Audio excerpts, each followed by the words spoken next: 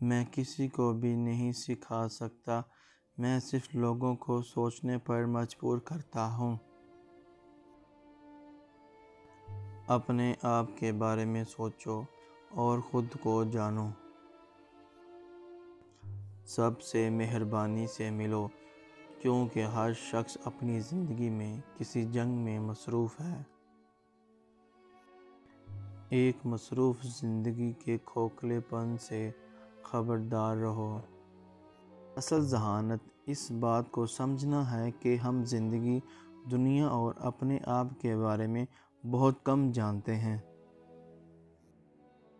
بے قیمت انسان کھانے اور پینے کے لیے جیتا ہے، قیمتی اور نایاب انسان جینے کے لیے کھاتے اور پیتے ہیں۔ علم کو دولت پر فوقیت دو، کیونکہ دولت عارضی ہے، علم دائمی ہے۔ سوال کو سمجھنا نصف جواب کے برابر ہے۔ اگر تم وہ حاصل نہ کر سکے جو تم چاہتے ہو تو تم تکلیف میں رہو گے۔ اگر تم وہ حاصل کر لو جو تمہیں نہیں چاہتا تو تم تکلیف میں رہو گے۔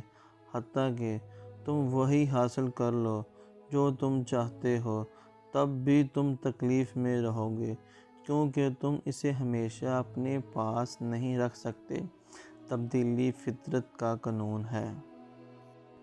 میں ایتھنز یا یونان سے تعلق نہیں رکھتا، بلکہ دنیا کا ایک شہری ہوں۔ حیرت ذہانت کا آغاز ہے۔ موت شاید انسان کے لیے سب سے بڑی نعمت ہے۔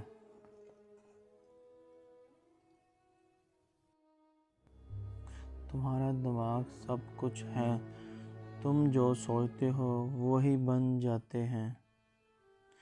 میں اس وقت دنیا کا سب سے عقل مند آدمی ہوں، کیونکہ میں جانتا ہوں میں کچھ بھی نہیں جانتا۔